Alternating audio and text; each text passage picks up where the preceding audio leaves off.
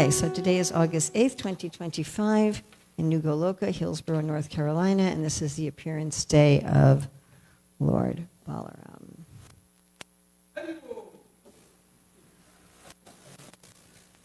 What would we do without your utsaha here? I don't know. The whole time.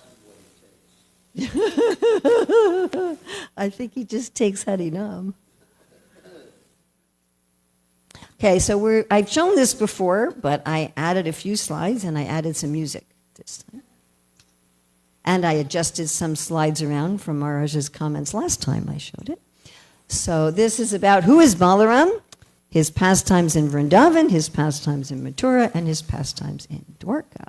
So who is Balarama? Om Namo Bhagavate Vasudevaya. So he is the Supreme Personality of Godhead.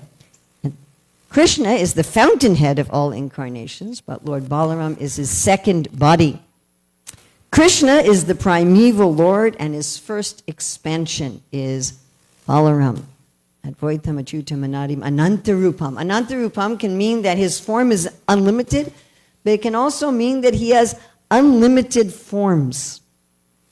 So often people outside of the Vedic system misunderstand that this means we're worshiping many gods.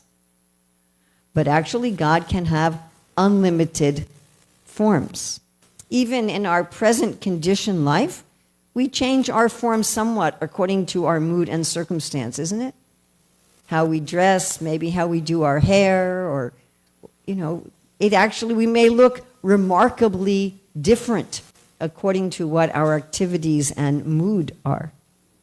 What to speak of God, who can actually have so many different forms. Of course, even the liberated jivas can have many different forms, as nicely explained in the Brihad Bhagavatamrita.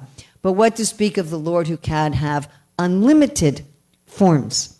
So actually, Krishna and Balarama are the same identity. They only differ in form. Balarama is the first bodily expansion of Krishna, who assists in his pastimes. He's a Swamsa expansion.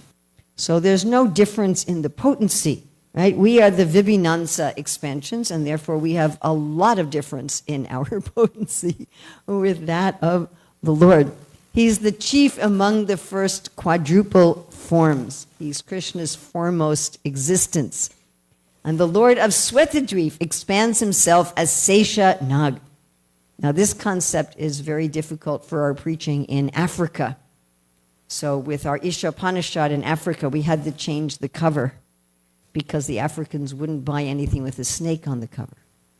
And so the concept that the Lord also appears in this form as a divine serpent, of course the Lord has a form in every species of life, but he holds all the planets on his hoods as insignificant. You all know how big a mustard seed is? Really tiny, little. So if you had a little mustard seed on your head, you probably wouldn't even notice it was there. So just like that, Bhubrit, one who holds all the planets on his head.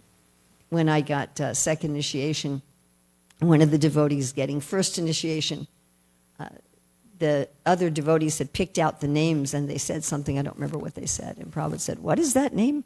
And they repeated it. And Prabhupada said, "What is that name?" They repeated it. And Prabhupada says, no. It should be Bhubrit, one who carries the planet. He said, what you have given means one who carries around heavy loads. Prabhupada talks about in CC Adi 5119 that the word Sankarshana actually has an etymological relationship to the law of gravity, this law of attraction. Actually, one of our godbrothers wrote an essay about how little the scientists understand about gravity. It was very fascinating that actually the reason the planets are staying in their orbits and are attracted is because of Sesha, who is Lord Balarama.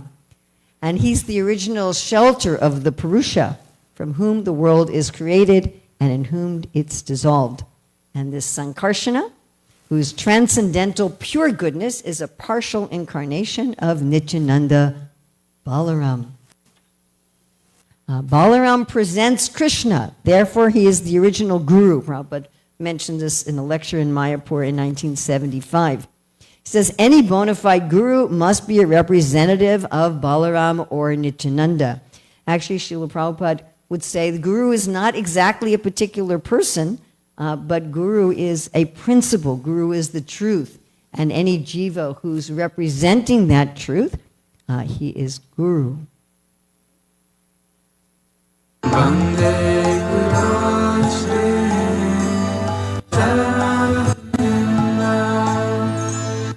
Actually, when we are worshiping Guru, we are worshiping the ultimate Guru, Lord Balaram. And he assumes Krishna in all different forms. Does anyone know some of the forms in which Lord Balaram serves Krishna? His Singhasana, yes. What else? His bed. His umbrella. His Brahmin thread. Yes. Anything else? Huh? The pots in the kitchen. Huh. All right. His slippers. The Dham. Yes. His residence. His clothes. Yes. These are all Balaram. Those of you who are dealing with the deity's clothes, right? You're making the clothes, you're manifesting Lord Balaram. You're dressing the deities in their clothes. These clothes are Lord Balaram. The shoes you put in front of the Lord are Lord Balaram. By the way, I'd like to just take a brief detour and thank Krishna Priya for donating her original hand-painted art, which is now up in Prabhupada Hall. Krishna Priya ki!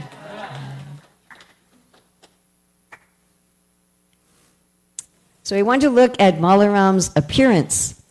So Balaram's appearance is very unusual. It says in Bhagavatam 10.2.5 that the child of Devaki was attracted and transferred to the womb of Rohini by Yogamaya. So that Balaram is the child of both Devaki and Rohini. And originally he appears in Devaki's womb, and then he gets transferred to Rohini's womb. So that comes the thought simply that Devaki had had a miscarriage. And this is also particularly significant because Guru prepares us to receive Krishna. So after the killing of the 6 sons of Kamsa, who represent like lust, anger, greed, etc., then Guru appears within the body of Devaki to purify it and provide the proper place for Lord. So Balaram has many pastimes in Vrindavan. We have, of course, Gargamuni, who gives the name to Krishna and Balaram in 10.8.12. He says, this child, the son of Rohini, will give all happiness to his relatives and friends by his transcendental qualities. Therefore, he will be known as, what's the name that has to do with pleasure? Rama. And because he will manifest extraordinary strength, he'll be known as Bala. Moreover, because he unites 2 families, Vasudev's family and Nandamaj, he'll be known as Sankarshana.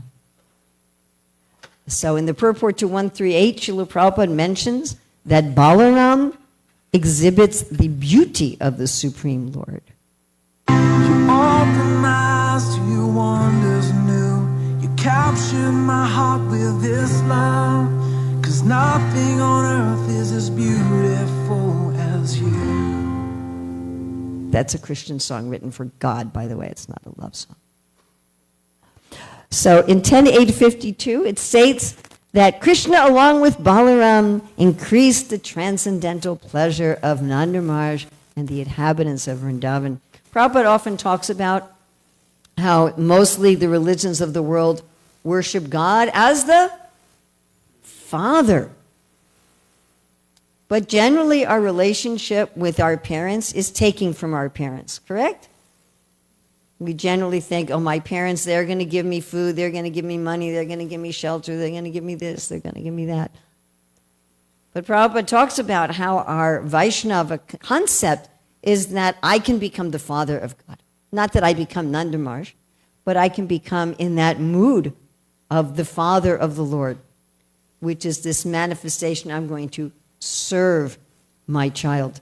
So Nandamaj raised in the absence of Vasudeva, in love for his friend Vasudeva, Nanda Maharaj raised Balaram like his own son. And in Bhagavatam 10, 11, 14, it's explained that the boys like to play. They wouldn't want to come home. Right? Mother Rohini would call them, and then Mother Yasoda would call them, "You need to come home, you need to come home." And that Mother Yasoda was having milk flowing from her breasts, calling Krishna and Balaram back to take their meals.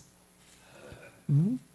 And Nanda Maharaj regularly took his meals with his two sons, Krishna and Balaram. And so Mother Yasoda would say, "Now boys, you go back to your homes. You get changed. You get Krishna and Balaram. They have to come eat with Nanda Maharaj." Of course, it's very nicely explained that when Krishna and Balaram and the cowherd boys are eating in the morning, they don't eat with Nanda Maharaj. They're just eating with their friends, and so they're really goofing around. But when they're eating with Nanda Maharaj, they're a little bit more formal and a little bit more well-behaved. So Krishna and Balaram, they also exhibit different moods according to the devotees that they are with. And sometimes Krishna and Balaram would catch hold of the tail of the calves, and the calves would pull them through the muddy clay and the cow dung, and all of the motherly gopis, they would enjoy this by laughing. So, of course, in this world, we enjoy the funny activities of the children, and we may feel such great love and affection for our children or children in general. But if we can imagine the love we feel for a child who's just a little part of Krishna, just a little, how much love could we feel for watching Krishna and Balaram being dragged around the clay of Vrindavan by the calves? And one time, Lord Balaram and the other boys went to Mother Yasoda and lied about Krishna. And they said, "Mother Yasoda, Krishna has eaten dirt." Krishna says to his mother, "These boys are telling lies about me. Even my brother Balaram is telling lies about me just to get me in trouble." He says, "All my friends complaining about me are liars." This is in 10:8:34 to 35. And Krishna says, if you think that actually they are truthful, you can look in my mouth. And what happened when Mother Yasoda looked in his mouth? Did she see dirt? She saw a lot of dirt. She saw the whole earth. She saw the whole universe. And Krishna and Balaram would join together and steal the milk and yogurt. And the gopis would complain to Mother Yasoda and say, even when we keep the milk and yogurt very high up on a swing, when Krishna and Balaram cannot reach it, they arrange to reach it by piling up various planks and turning upside down the mortar for grinding spices. Being quite aware of the contents of the pot, they pick holes in it. When the older gopis were doing their various work, Krishna and Balaram enter into a dark room, brightening the place with all their ornaments, taking advantage of this light by stealing. So we can question, why does God steal? Of course, he's stealing as a little child. Stealing by little children is not criminal or offensive. But this nature, that we have in ourselves, is also there in the Lord. Of course, when Balaram is stealing the butter with Krishna, the gopis are simply enjoying this. And every morning, keeping their calves before them, they go into the Vrindavan forest. And we know that Krishna and Balaram were taking care of the calves before they were 6, right? Like 4 or 5 years old, they're already taking care of the calves. In modern society, we often don't give young people responsibility until they're in their 20s. But for thousands and millions of years, children in this world have taken some responsibility to help the family and help the community from a young age. Unfortunately, in the Industrial Revolution, children became severely exploited in unhealthy environments. And so we stopped having, unfortunately, by stopping having children work in factories, we created a society where children aren't taking responsibility at all. And we see in our Hare Krishna movement that the children who take responsibility for the mission from a young age end up feeling themselves genuinely appreciated as a part of the Hare Krishna movement. It's one of the glories of New Goloka that we have always engaged the children and the teenagers in various services, often treating them with the same respect and responsibility we do adults. And it's one of the main reasons that so many of our young people have continued to be active in the movement. Now, sometimes Balaram would feel sleepy and lie down under a tree to rest.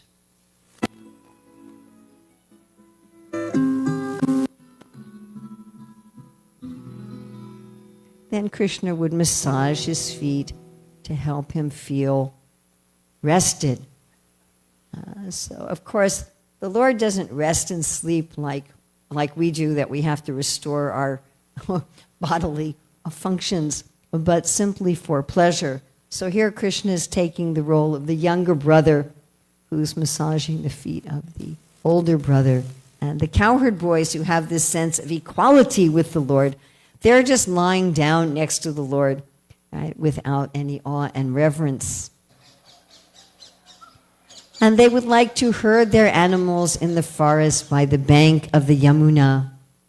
And often they were dancing.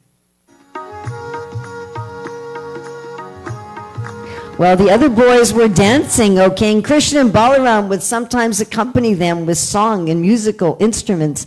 And sometimes the two lords would praise the boys dancing, saying, "Very good, very, very good. Sadhu, sadhu." So Krishna, the Supreme, we have kind of a mentality in our modern age that dancing is for girls, but the Supreme Purusha is a very expert dancer. And Krishna and Balaram and his cowherd boys were very, very expert in dancing through the Vrindavan forest, calling everyone together with their buffalo horns to play. And the boys, Krishna and Balaram, would sit down with the boys and eat all the different preparations they had brought from home. Tasting one another's preparations, they would begin to laugh. Sometimes one friend would say, "Krishna, see how my food is relishable." And Krishna would take some and laugh. Similarly, Balaram, Sudama, and other friends would taste one another's food and laugh. In this way, they very jubilantly began to eat the food they had brought from home. Of course, sometimes the cowherd boys would play tricks on Krishna. They would steal his samosas and take out all the vegetables and put jasmine flowers inside. Don't try that at home.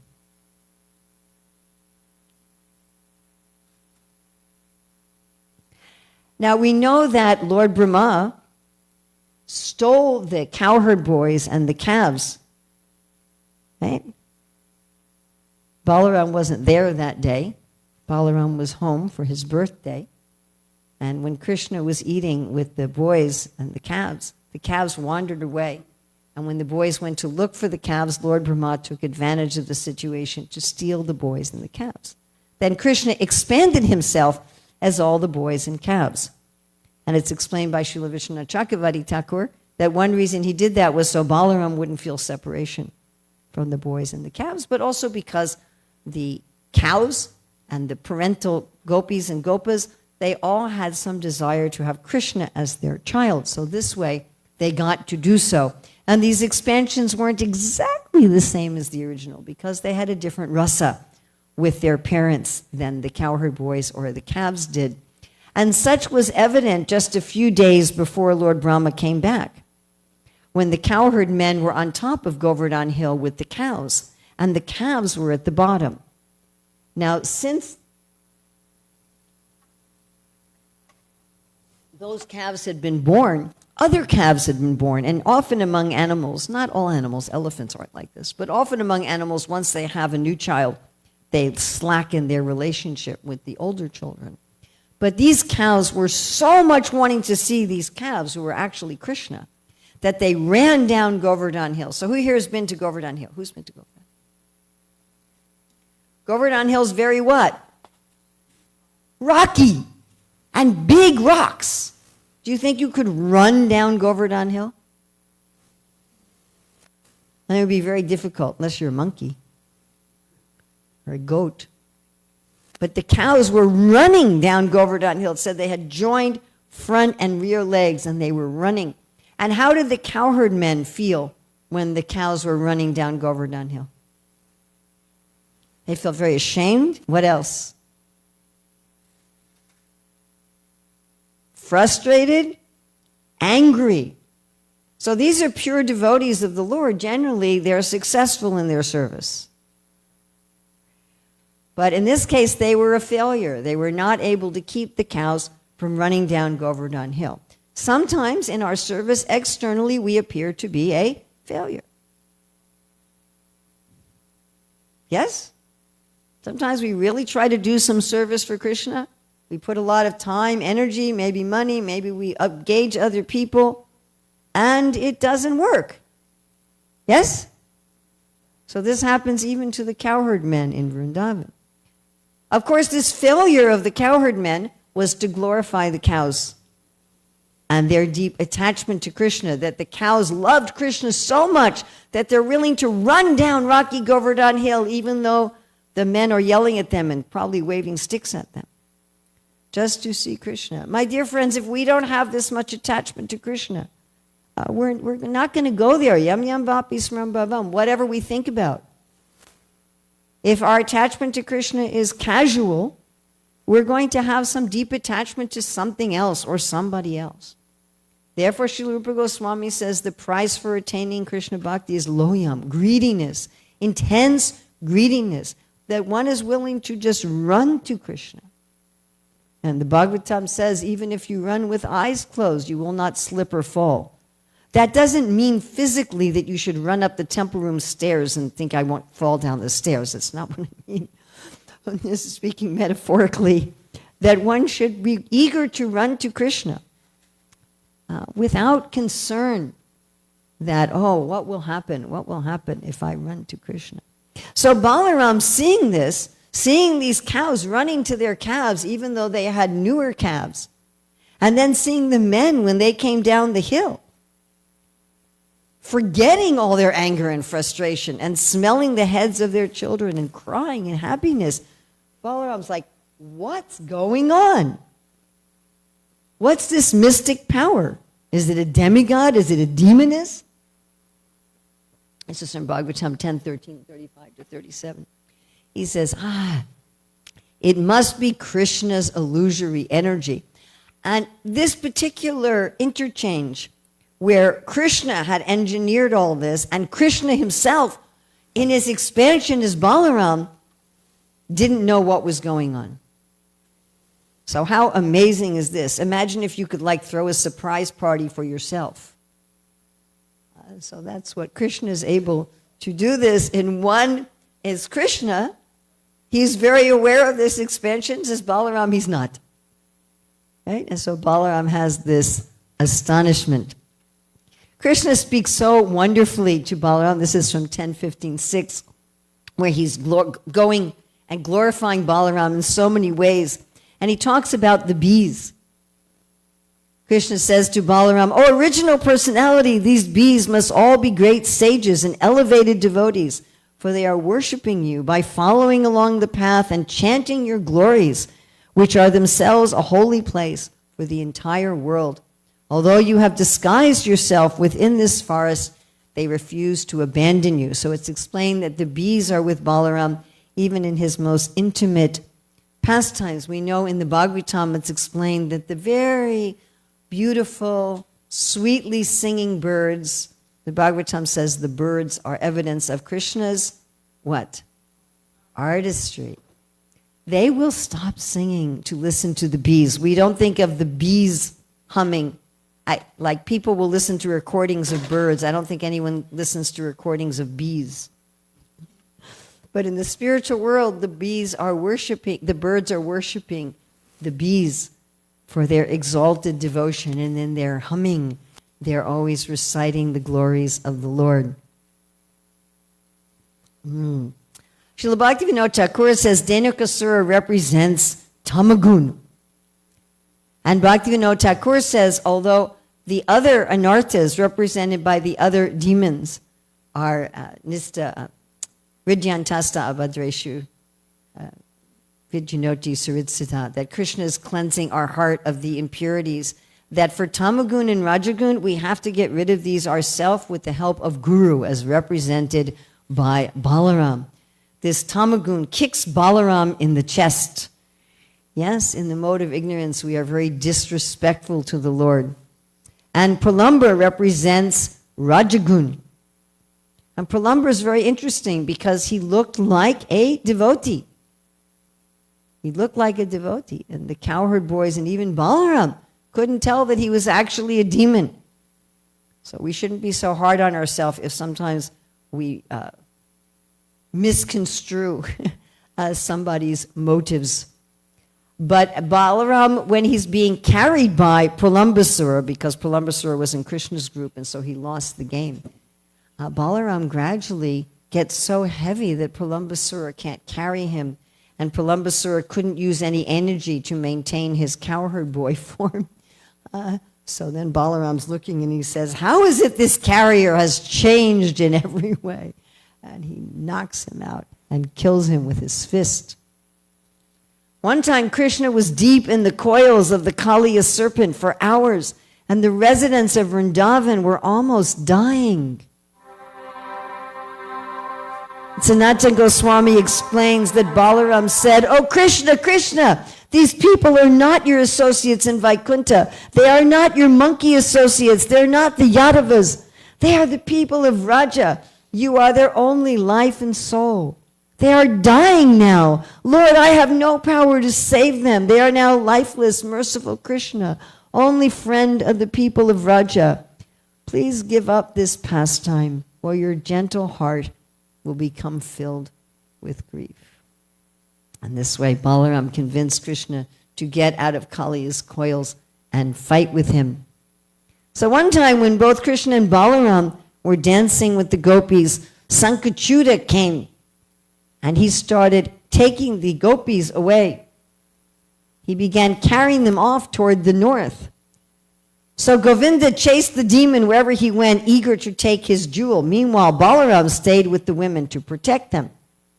Krishna overtook Sankachuta from a great distance. With his fist, he removed the demon's head along with the jewel.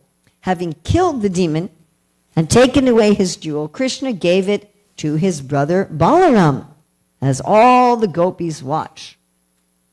So the purport is that various gopis perhaps thought that Govinda would give the jewel to one of them.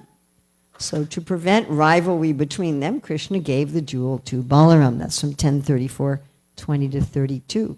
Now we know that Krishna has his own Balaram has his own gopis. Does anyone know the name of Balaram's chief gopi? It's only mentioned once. It is Purnananda. So Purnananda is Balaram's chief gopis. That's mentioned in the Gauragana Neshtipika 155. And Lord Balaram was enjoying so nicely with the gopis by the bank of the Yamuna. The garden was bathed by the rays of the moon and caressed by breezes, carrying the fragrance of night-blooming lotuses.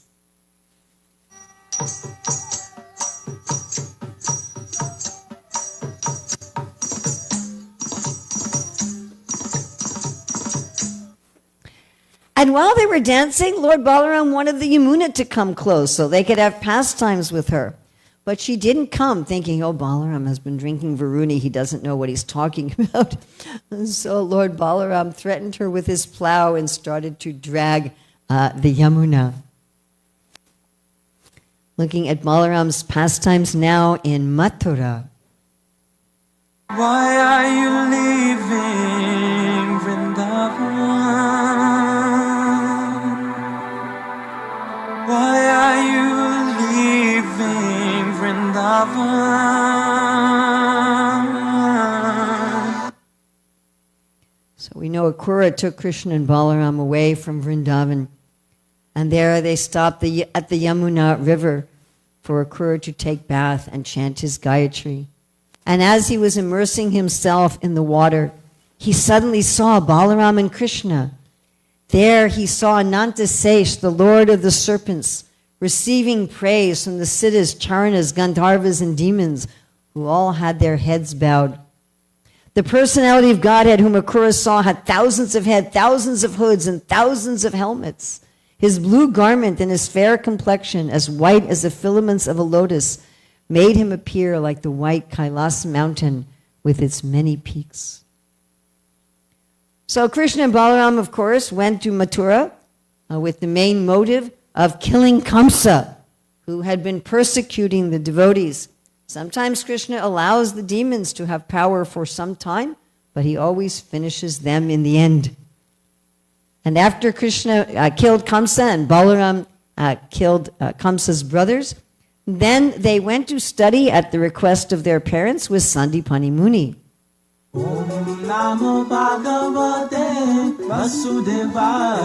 Sandipani Muni taught them the entire Vedas, along with the 6 corollaries and the Upanishad. That's in Bhagavatam 10:45-33. He also taught them all the 64 arts, which Prabhupada lists in Krishna book. So many times in ISKCON, people will argue, ours is the only bona fide Gurukula, or this is... I said, if you really want to have a Vedic Gurukula, you're going to have to teach the 64 arts, which would mean you'd have to teach them how to play musical instruments underwater and dye hair and things like that. So I think we're satisfied that if we have a house of Srila Prabhupada, the bona fide Guru, that we can say it is a Gurukula. Of course, there in Mathura, Krishna and Balaram, also at the request of Devaki, who heard that they had returned the dead son of Sandipani Muni, they also returned Devaki's 6 sons. And Balaram also has pastimes in Dwarka, where again he shines as the manifestation of the beauty of the Lord. You open my eyes to your wonders new. You capture my heart with this love. 'Cause nothing on earth is as beautiful as you. There in Dwarka, as ordered by Lord Brahma, Kukundi, Raivata, the opulent ruler of Ananta, gave Lord Balaram his daughter Raivati, or Revati, in marriage. And while in Dwarka, Krishna and Balaram had to deal with so many demons like Jarasandha, who attacked 17 times. And on the 18th time, Krishna and Balaram ran away, ran up a mountain, and without Jarasandha seeing, jumped off the mountain. Of course, Krishna also got married, and his first wife was Rukmini. But her brother Rukmi was very ego-invested in Rukmini marrying Shishupal, so he followed them out of the city, and he tried to kill Krishna.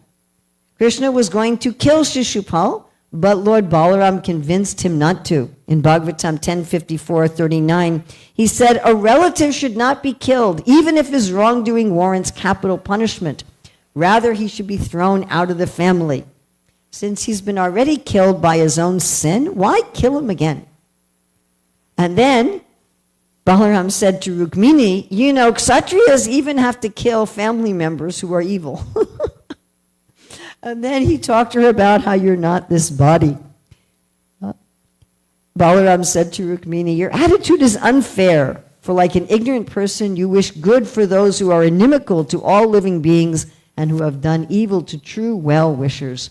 With transcendental knowledge, dispel this grief that is weakening and confounding your mind. Please resume your natural mood, O princess of the pristine smile. One time when Arjuna was traveling around, he fell in love with Subhadra, and he decided that he was going to use some subterfuge to take her because Balaram had promised her to Duryodhana. So he dressed as a sannyasi and kidnapped Subhadra. Balaram had not recognized that he was Arjuna, although Krishna had recognized him. And Balaram had awarded him with all hospitality. But when Arjuna actually kidnapped Subhadra, Balaram was very angry and ready even to kill him. And then Krishna had to pacify him. How interesting that Krishna and Balaram, again, have different opinions about things. I think even for ourselves, we have some idea of this. Do you ever argue with yourself? Anyone here ever argue with yourself? I do. I'll say, okay, Urmila, maybe we shouldn't. You know, I don't know if that's a good idea. But really, that might not work out. But imagine if you had these expansions of yourself you could discuss things with. we should kill Arjuna for kidnapping Subhadra. No, Subhadra was actually in love with him and she wanted to marry him. She even drove the chariot. And now we're going to turn to the story of Dvidvida. So Srila Jiva Goswami points out some interesting facts about the ape Dvidvida. He says, although Dvidvida was an associate of Lord Ramachandra, he became corrupted by bad association with the demon Naraka, as stated here, Narakasya Saka. By the way, Naraka is the child of Varaha and Bhumi. I really liked that part of the movie. Wasn't that cool? Bhumi and Varaha. I thought that was the coolest part of the whole movie. Srila Jiva Goswami says this bad association was the reaction for an offense. So this is also very interesting. When we commit an offense against devotees, part of our reaction may be that we end up making friends with bad association. So Srila Jiva Goswami says that this bad association was a reaction to an offense that Dvidvida had committed when, being proud of his strength, he disrespected Lord Ramachandra's brother Lakshman, who of course is also Lord Balaram. Those who worship Lord Ramachandra sometimes chant hymns addressed to Mainda and Dvidvida, who are attendant deities of the Lord. And Jiva Goswami explains, the Mainda and Dvidvida mentioned in this verse are empowered expansions of the deities, who are residents of Lord Ramachandra's Vaikuntha domain. Srila Vishwanath Chakravarti Thakur says that the Lord arranged the degradation of Dvidvida and Mainda to show the evil of bad association that results from offending great personalities. Thus, the Thakur compares their fall to Jai and Vijay. You've been living in the darkness.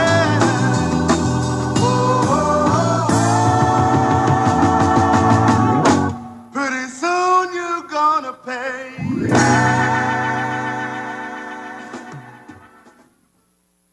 And pretty soon Dvidvida ended up to pay for slipping into darkness of his bad association.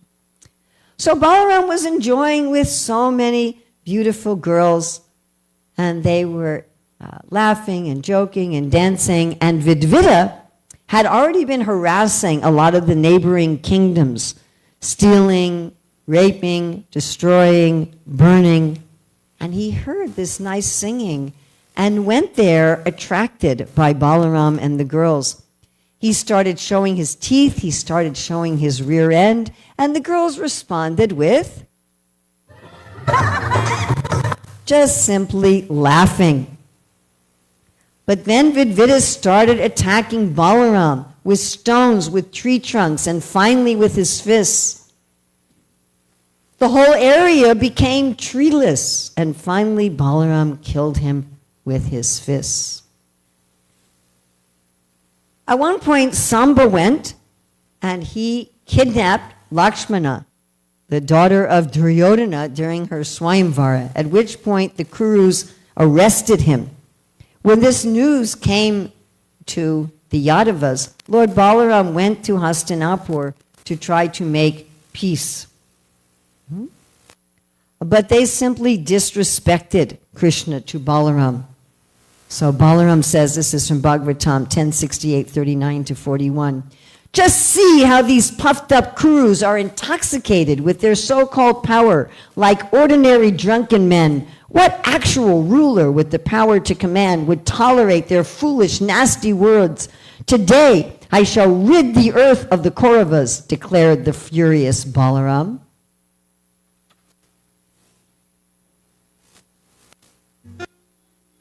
Thus he took his plow weapon and rose up as if to set the three worlds ablaze.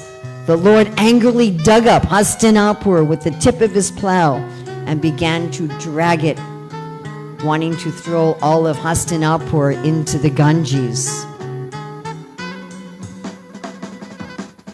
Of course, at that point, the Kurus decided that they should come out and surrender to Lord Balaram, and they brought out Lakshmana and Samba with all pomp. Satyajit had been killed by Satadanva for his jewel, And when Satyadanva was running away, Krishna and Balaram followed them and killed Satyadanva. At that time, they were all the way on the outskirts of Mithila. And since the king of Mithila was a dear friend of Balaram's, the Lord decided to enter the city and spend some time there. The Almighty Lord Balaram stayed in Mithila for several years, honored by his affectionate devotee. During that time, what happened? Well, they got back Krishna took the Shamataka jewel back to Dwarka, and Balaram stayed in Mithila. And while he was there for several years, what happened? Not yet. No, not, well, yes, he had to come back for Shalva. Duryodhana came and learned club fighting from Balaram during this time. So we know that Balaram and Krishna went to see their relatives during Kurukshetra, which is also when Balaram again saw the inhabitants of Vrindavan. At the marriage of Krishna's grandson with Rukmi's granddaughter, Rukmi decided to ask Balaram to play chess in order to humiliate him. Yes. And Rukmi kept winning, but then Balaram won. And when Balaram won, Rukmi said, "You've cheated." And even a voice from the sky came and said, "Balaram has won." But Rukmi kept insisting. The demons keep insisting even when they're pushed to see the truth. And finally, Balaram just hit him on the head and killed him. Prabhupada said such things were not uncommon in Kshatriya marriages. But this is one aspect of Varnashram we should definitely not practice at the present time.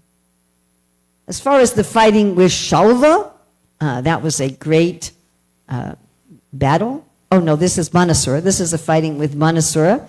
And we have the demigods are helping Manasura. At that time, Lord Balaram fought with Kupanda and Kumbhakarna. Lord Balaram went to see the sages at Namasharanya, but the only one who didn't respect him was Romaharshan Sutta. He thought, because I'm sitting on the Vyasasan, I don't have to show anyone any respect. So Lord Balaram killed him with a blade of grass. But the Brahmanas there said, you know, you need to set an example that a Kshatriya shouldn't be killing a Brahmana, it's not proper, and he's on the Vyasasan. You should do some penance. Balaram said, what penance should I do? They said, well, this Balvala is really disturbing our sacrifice. You should kill him. So then Balaram called for his weapons that appeared before him, and thus summons with the tip of his plow, Balaram caught hold of the demon Valvala, and with his club, he struck that harasser of Brahmanas on the head.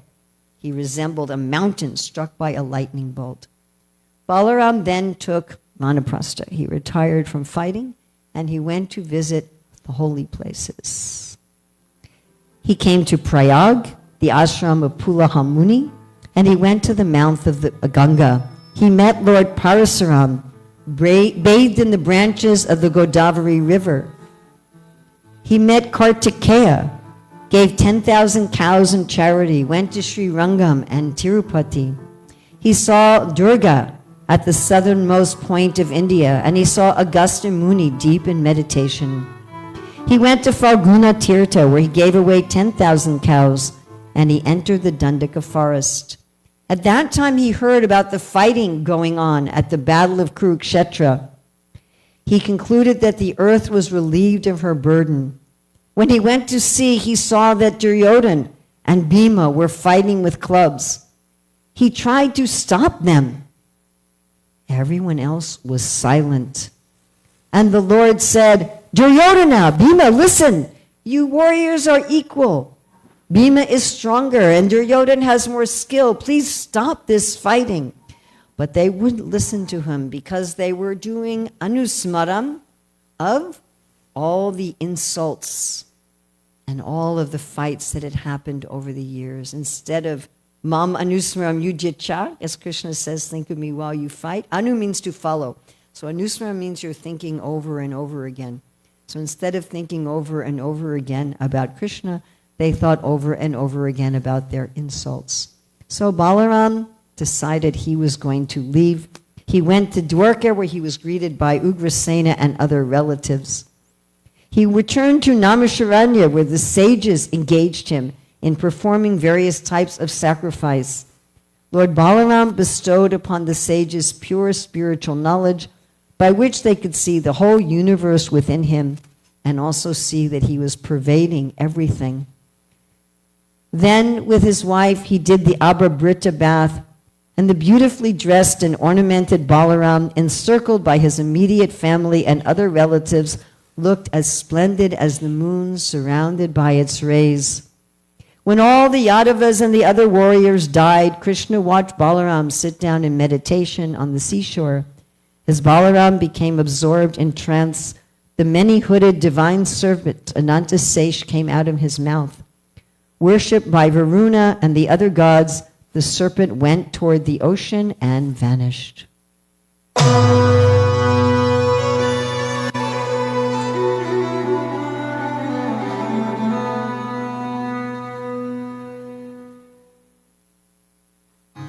Shiva Pushi Vishate Keshava Vasanam Jaladaham Keshava Baka Shiva Pushi Vishate Keshava Vasanam Jaladaham Keshava Halahani Biti Minitaya Munabham Halahani Biti Minitaya Munabham Keshavathrita Haladhara Rupa Keshavathrita Haladhara Rupa Jaya Jagadisha Hare Keshava Jaya Jagadisha Hare.